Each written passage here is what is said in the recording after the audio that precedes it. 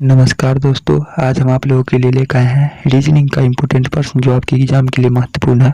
पहला प्रश्न देखिए, एक घड़ी घंटे वाली सुई एक घड़ी की घंटे वाली सुई 18 डिग्री आगे घूमती है, तो उसी दौरान मिनट वाली सुई कितने डिग्री आगे घूमेगी। देखिए 18 डिग्री आगे घूमती है, तो देखिए घंटा वाली सुई, तो घंटा वाली सुई आवर वाली सुई जो है 1 मिनट में कितना घूमेगी। घंटा वाली सुई जो है 1 मिनट में कितना घूमती है। देखिए घंटा की सुई 1 मिनट में आधा डिग्री का कोण बनाती है। इसके कहने का मतलब कि 1 मिनट में जो है आधा डिग्री घूमती है। कौन सुई? घंटा वाली सुई 1 मिनट में आधा डिग्री घूमती है। तो उसी दौरान तो देखिए 1 मिनट में आधा डिग्री घूमती है, तो 18 डिग्री घूम गई, यानी 18 डिग्री घूम गई। तो 1 मिनट में आधा डिग्री, तो 18 डिग्री घूमने में 36 मिनट लगेगा कि नहीं लगेगा। देखिए 1 मिनट में आधा मतलब 1 के आधा हो गया, तो 18 डिग्री घुमा यानी इस दुगुना मिनट लगेगा, तो 36 मिनट लगेगा। घंटा वाली सुई को 18 डिग्री का कोण बनाने में कितना मिनट लगेगा? 36 मिनट लगेगा। तो हमसे पूछा है उसी दौरान, हमसे क्या पूछा? उसी दौरान मिनट वाली सुई कितनी डिग्री घूमेगी। तो देखिए मिनट की जो सुई होती है, मिनट की सुई, देखिए ये कंसेप्ट आपको पता होना चाहिए। मिनट की सुई जो होती है वो 1 मिनट में कितना घूमती है, तो कहिएगा भैया 1 मिनट में 6 डिग्री का कोण बना लेती है। मिनट की सुई 1 मिनट में 6 डिग्री का कोण बनाती है, लेकिन घंटा की सुई 1 मिनट में आधा डिग्री का कोण बनाती है। तो मिनट की सुई 1 मिनट में 6 डिग्री का कोण बनाती है, तो 36 मिनट घूमी है, तो 36 गुना 6 मारिएगा। 36 गुना 6 कीजिएगा कि नहीं कीजिएगा। तो देखिए 6 36 के 6, अब देखिए 6 त्रिक 18 और 3 21, हासिल वाला 3 21 यानी 216 डिग्री का कोण बनाएगी। ऑप्शन डी हो जाएगा करेक्ट। अगला, एक कोड में फ्रॉम को इतना लिखा गया था, उस कोड में ई बात को क्या लिखा जाएगा। देखिए फ्रॉम को इतना लिखा गया था, ई को एफ से ई हो गया यानी -1 किया, एफ है उस एफ को ई लिख दिया यानी -1 किया, ओ को क्या लिख दिया? आर लिख दिया। तो ओ के बाद क्या होता है? पी क्यू आर यानी +3 किया, +3 किया तभी तो आर लिखा ना। अब देखिए आर को क्या लिखा? आर को क्यू लिखा, तो आर को क्यू लिखा तो क्यू आर यानी -1 कर दिया, -1 कर लिया। अब देखिए एम से पी लिख दिया, तो एम से पी लिख दिया, तो एम के बाद क्या होता है? एन ओ पी, तो +3 कर दिया, +3 कर लिया। तो देखिए एक बार क्या कर रहा है? -1, फिर कर रहा है +3, फिर -1, फिर +3। तो इसी तरह हम इसमें कर लेते हैं। देखिए इसमें कर लेते हैं, तो क्या लिखा है? CLEAN,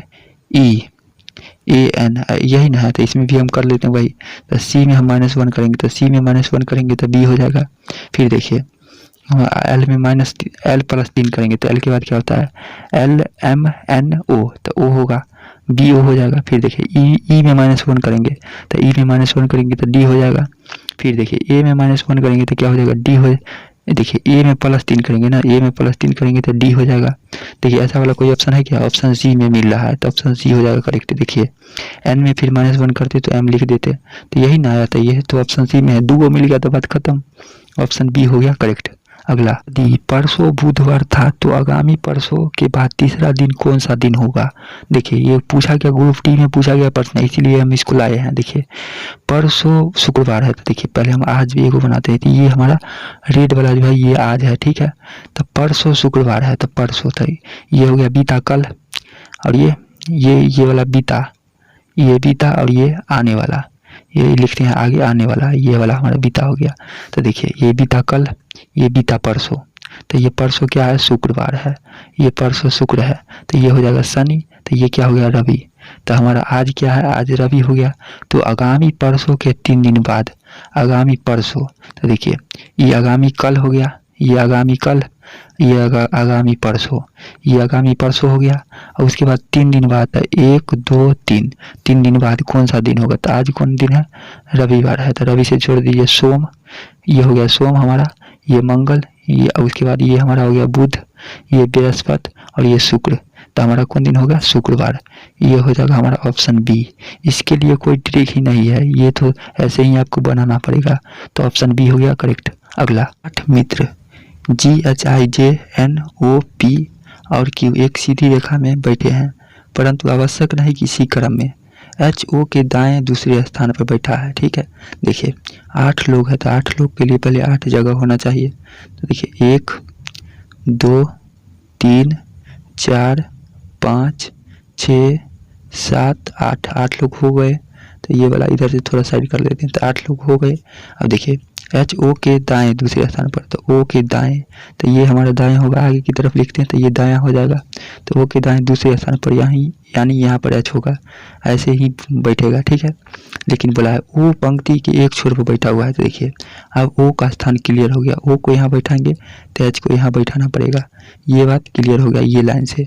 अगला लाइन पढ़िए, आगे क्या बोलता है, H और N के बीच में तीन व्यक्ति बैठे हैं। अच्छा, H और N के बीच में 3 व्यक्ति, तो H तो बैठ चुका है, तो N को यहाँ देखिए 1 2 और 3, यानी यहाँ पर H और N के बीच में 3 लोग, तो 3 लोग यानी बीच में 3 लोग होना चाहिए, तो बीच में 3 लोग हो गए, ठीक है। तो N वहाँ पर बैठ जाएगा। अब आगे पढ़िए, आगे कंडीशन क्या बोलता है, I J के बाएं तीसरे स्थान पर।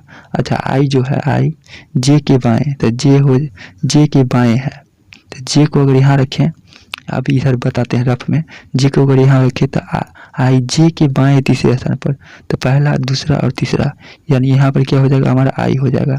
ऐसे ही न बोला है, J के बाएं तो अपोजिट, ये हमारा बाएं होता है। तो आगे क्या बोलता है, J और G के बीच में 2 लोग बैठे हुए हैं।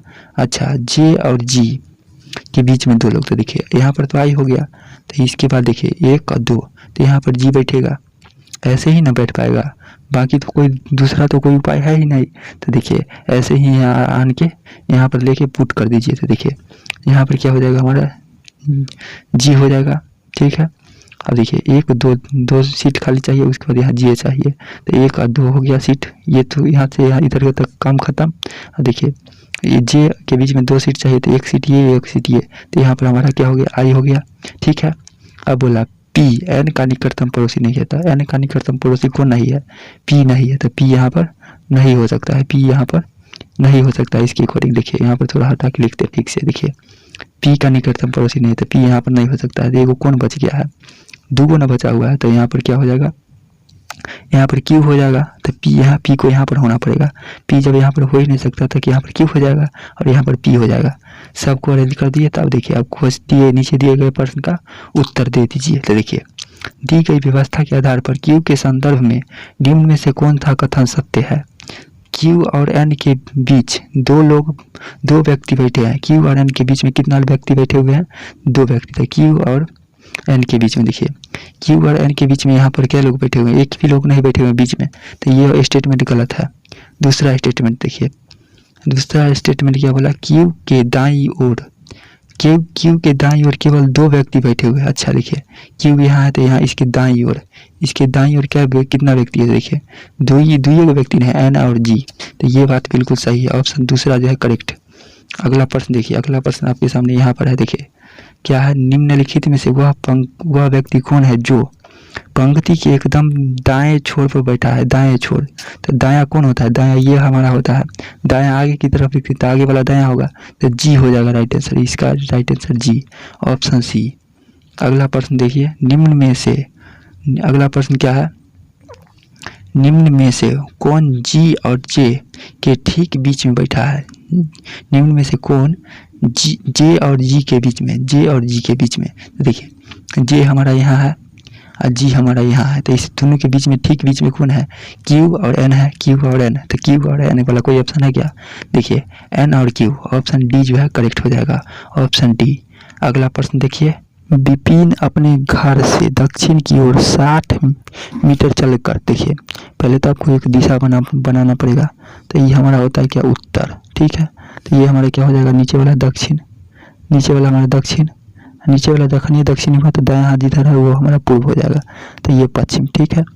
आगे पढ़िए, देखिए दक्षिण की ओर 60 किलोमीटर, तो देखिए यहाँ से ये चला 60 चला, तो ये हमारा 60 चल दिया, देखिए 60 हो गया, यहाँ पर पहुँच गया, तो उसके बाद क्या किया, पूर्व की ओर मुड़ गया, इधर की तरफ मुड़ गया, कितना चला, 40 चला गया, 40 चला गया। उसके बाद क्या किया, उत्तर की ओर मुड़कर 30 चला, तब ऊपर की ओर मुड़कर कितना चला, 30 चला, तब यहाँ पर पहुँच गया, 30 चल के यहाँ पर पहुँच गया। तब वह घर से कितनी दूरी पर है, मतलब घर से कितना दूरी पर है, देखिए आपसे पूछा क्या, देखिए ये वाला नीचे वाला 40 है, तो ये वाला भी तो 40 हो जाएगा, ये वाला भी तो 40 हो जाएगा, जब ये 40 तो ये वाला भी तो 40, देखिए ये इतना 30 है, ये वाला 30, तो ये वाला भी 30 हो जाएगा। जब ये 30 हुआ तो ये वाला ऊपर वाला भी ऊपर वाला 30 बचेगा। ये टोटल 60 है, टोटल यहाँ से यहाँ तक की टोटल दूरी 60 है, तो नीचे 30 हो गया, तो ऊपर भी 30 हो गया। तो हमसे पूछा क्या है, हमसे ये वाला पूछ लिया है, ये वाला दूरी पूछ लिया है। देखिए वो अपने घर से कितनी दूरी पर है, तो हमसे ये वाला दूरी पूछ लिया है। तो देखिए ये 30 है, ये क्या है 30 है, ये जब 30 है और ये 40 है, ये 40 है और ये 30 है, तो ये 50 नहीं हो जाएगा। ट्रिपलेट आपको याद होगा, 30 40 50, 3 4 5 का ट्रिपलेट होता है ना, 3 4 5। तो देखिए 3 1 1, ये वाला 3 है, ये वाला 4 है, तो ये वाला 5 हो जाएगा, तो ये 5। अब 0 है तो 40 है तो 50 हो जाएगा। राइट आंसर इसका 50, ऑप्शन सी सीधा। नहीं तो आप पाइथागोरस प्रमेय लगा के बना सकते हैं। अगला प्रश्न देखिए, कुछ गायक कवि है। अच्छा, कुछ गायक जो है, गायक में से कुछ वाक्य क्या है, गायक का कुछ गायक जो है कवि है, तो गायक का कुछ वाक्य क्या है, कवि हो गया। अब आगे पढ़िए, सभी कवि पाठक। अच्छा, जितना भी कवि है सबके सब क्या है, पाठक है, तो ये हमारा हो गया पाठक। अब देखिए निष्कर्ष पढ़िए, कुछ पाठक कवि है, कुछ पाठक, तो पाठक तो ये पूरा बड़ा वाला है, पाठक तो यहाँ से लेकर ये पूरा बड़ा वाला ना है, तो पाठक तो ये बड़ा वाला है, तो इसमें से छोटा वाला भाग यानी पाठक का कुछ भाग जो है क्या है, कवि है। तो कुछ पाठक कवि है, तो बिल्कुल सही, कुछ पाठक कवि है। पाठक का तो कुछ भाग ही ना कवि है, अंदर वाला तो कुछ भाग ही है, तो कुछ भाग कवि है, बिल्कुल सही। अगला देखिए, कुछ कवि गायक है, कुछ कवि गायक। देखिए यहाँ से इसमें तो गायक में सट रहा है और यहाँ कवि में सट रहा है, ऐसे निष्कर्ष में भी दिया हुआ है। देखिए कुछ गायक कवि है, तो देखिए कुछ कवि गायक है, बिल्कुल सही हो जाएगा। तो दोनों निष्कर्ष देखिए, यदि दोनों सही है, ये वाला ऑप्शन सी हो जाएगा। यदि दोनों निष्कर्ष सही है, ऑप्शन सी हो जाएगा करेक्ट। अगला, लड़कों की एक पंक्ति में ललित दाएं और बाएं दोनों ओर से 18वां पर है। देखिए लड़का की एक पंक्ति है, उसमें क्या किया, इधर से ये बायां होगा, ये तो हमारा बायां, ये हमारा दायां होता है, ये हमारा दायां। तो देखिए दोनों बगल से गिनते हैं तो ये 18वां होता है, मतलब एक पीछे भी 17 को लोग होगा, एक आगे भी 17 को लोग होगा, तभी तो देखिए ये दाएं ओर से अगर इधर से अगर गिनना चालू करे तो ये 18वां पर पहुंचता है, इधर से भी अगर गिनना चालू करे तो फिर भी ये 18वां पर पहुंचता है।